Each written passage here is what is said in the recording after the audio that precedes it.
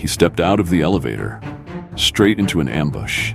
Blake Harrington's day had been running like clockwork until the moment the elevator chimed for the 48th floor. The ride up had been silent, except for the low hum of the cables and the faint whisper of air through the vents. He'd been in this building countless times before, but tonight, something felt off. The air was heavier, quieter, the way a room feels when the conversation stops just before you walk in. Blake adjusted the cuffs of his tailored charcoal suit, his reflection in the brushed steel doors looking as controlled as ever. He was here for what was supposed to be a high-stakes investment pitch, nothing unusual in his world. The meeting had been arranged through a mutual contact who claimed the investors were discreet, private, and ready to move fast. That was all Blake needed to hear. As the elevator slowed, the floor numbers blinking slower and slower, he noticed the faintest flicker in the lights. Barely there, but enough to register. The doors slid open with a smooth hydraulic sigh. He took one step forward onto the deep burgundy carpet and froze. The reception desk was empty. The low murmur of office chatter that usually floated from beyond the glass doors was gone. Instead, the space was silent, except for the distant hum of fluorescent lights and the faint tick of a wall clock somewhere down the hall. Blake's instincts sharpened. Something wasn't right. He scanned the space, noting the small details. The blinds were drawn on every interior window, the overhead lights dimmed to half strength, and a faint metallic tang in the air that didn't belong. The sound came first, a soft scrape, like a shoe pivoting on carpet. Blake turned his head just enough to catch the movement in his peripheral vision. Two men stepped out from opposite sides of the hallway ahead. Both wore dark suits, the kind that didn't wrinkle because they were made for movement, not for style. One held a compact submachine gun low against his thigh. The other had his hand inside his jacket, the outline of a pistol unmistakable beneath the fabric. Neither spoke. They didn't have to. Blake let his eyes flick toward the elevator behind him, but the doors were already sliding shut. He was sealed in. The man with the SMG shifted his stance, his weight settling like a sprinter ready to launch. Blake knew that look. These weren't corporate security. These were contractors, men who didn't care about laws, only contracts. He raised his hands slightly, palms open, a gesture halfway between surrender and a stall for time. "I take it this isn't the investor meeting I was promised," he said, his voice dry, controlled. The man with the pistol smiled faintly, but it was a dead smile, no warmth. You could say the investors changed their priorities. Blake's mind was already calculating distances, angles, timing. The lobby was too open to run. The hallway ahead was a funnel. They had him boxed in. That meant the only way out was to break the box before they closed it. Blake moved first. In situations like this, hesitation was just a slower way to die. His right hand snapped to the side of his jacket, pulling free the compact pistol holstered under his arm. The SMG wielder reacted instantly, raising the weapon, but Blake was already moving, low, fast, zigzagging toward the heavy wooden reception counter. The first burst of gunfire tore through the air, ripping chunks from the polished wood just behind him. Splinters sprayed across the burgundy carpet. Blake dropped behind the counter, the acrid smell of burned powder filling his nose. He leaned out just long enough to return two quick shots toward the man with the pistol. One struck the glass wall beside him, shattering it into a spiderweb of cracks. The other clipped his shoulder, spinning him backward with a grunt. The SMG fired again, a short, controlled burst aimed low to pin Blake down. He shifted to the other end of the counter, using the silence between bursts to pop up and fire toward the SMG's muzzle flash. The man ducked, giving Blake the opening he needed. He surged forward toward the interior hallway, boots thudding against the carpet, his weapon up and ready. The storm had broken, and the only way out was straight through it. Blake pushed deeper into the hallway, every step heavy with the awareness that he was being funneled. Behind him, the SMG's bursts weren't just aimed to hit, they were aimed to herd him forward. Chunks of wall burst into dust and splinters with every short volley, the air filling with the acrid sting of burned powder and pulverized wood. The overhead lights flickered under the vibration of the gunfire, throwing jagged shadows across the burgundy carpet. Ahead, the hallway bent slightly left, and for a moment, Blake thought he might have a line to the emergency stairwell. Then he saw him, a man emerging from the bend with the slow, deliberate steps of someone who knew he didn't have to rush. He carried a pump-action shotgun, matte black, the barrel already angled low for a center mass hit. The man pumped it once, the metallic ch-chock echoing down the hall like a clock striking midnight. Blake slipped into the open doorway of a small meeting room, his back pressed to the wall, eyes darting for anything that could give him cover or an edge. The shotgunner advanced, boots sinking silently into the thick carpet. Blake's mind ran the options: rush him before he gets a clean aim, retreat toward the lobby death funnel, or create chaos.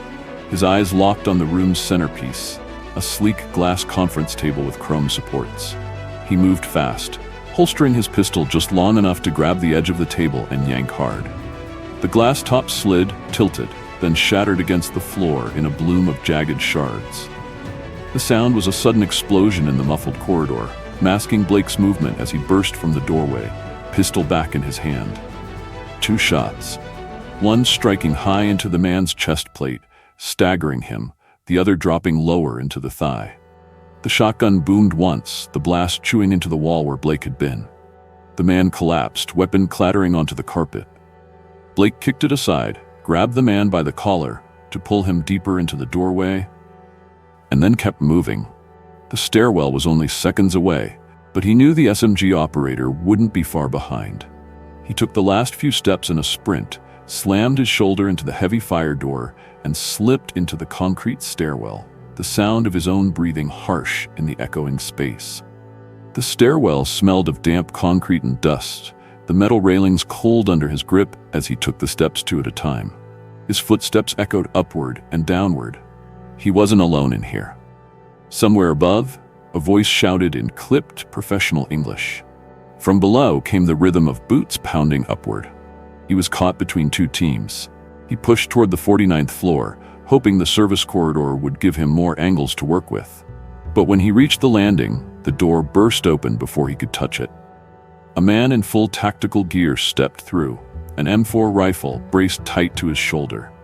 The muzzle flashed even as Blake dropped low, a controlled burst of 3 shots cracking over his head and splintering the concrete wall behind him.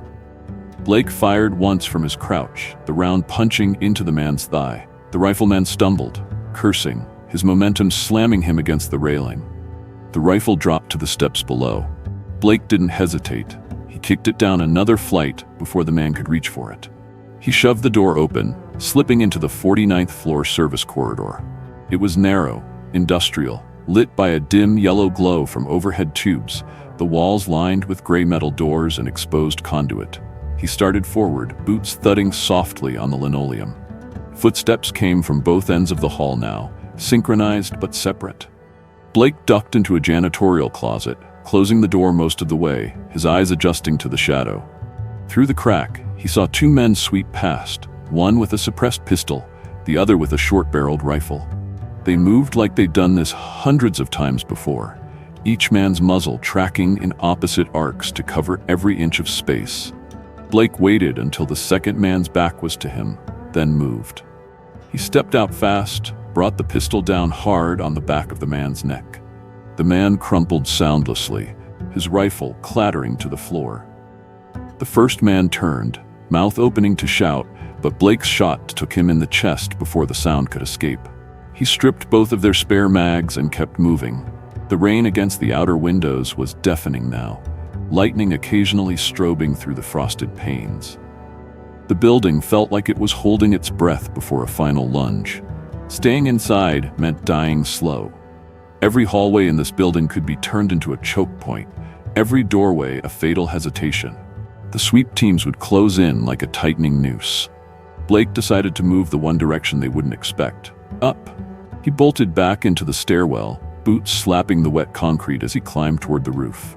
His legs burned, lungs working like pistons, but adrenaline kept the pain muted. The final door was a slab of steel, the panic bar cold and slick with condensation. He slammed it open, and the storm rushed in. The wind hit like a physical shove, the rain coming in sheets so dense it blurred the city skyline into a smear of white and shadow. Lightning flashed, showing him the helipad on the far side. slick and empty. Between him and it was open rooftop, exposed to anyone coming through the door behind him. He ran anyway. The rooftop door banged open again almost immediately, shouts cutting through the wind.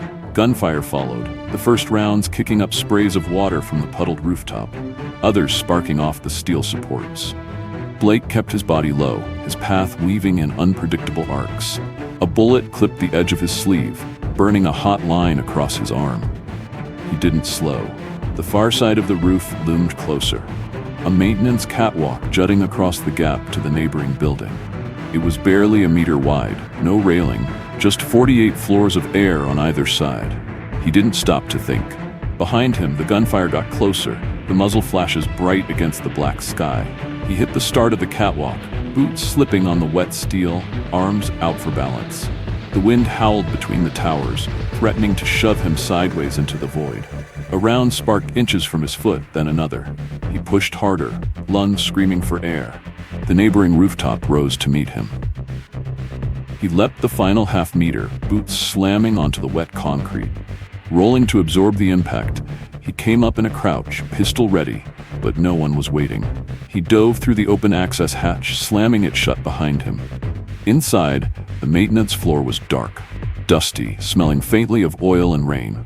He stood there in the quiet, chest heaving, listening to the storm pound the roof above. The voices and gunfire on the 48th floor were gone now, replaced only by the relentless roar of the rain. Blake knew he'd made it out, but the men who had come for him would not consider this finished. And the next time they found him, it wouldn't be an ambush. It would be a war.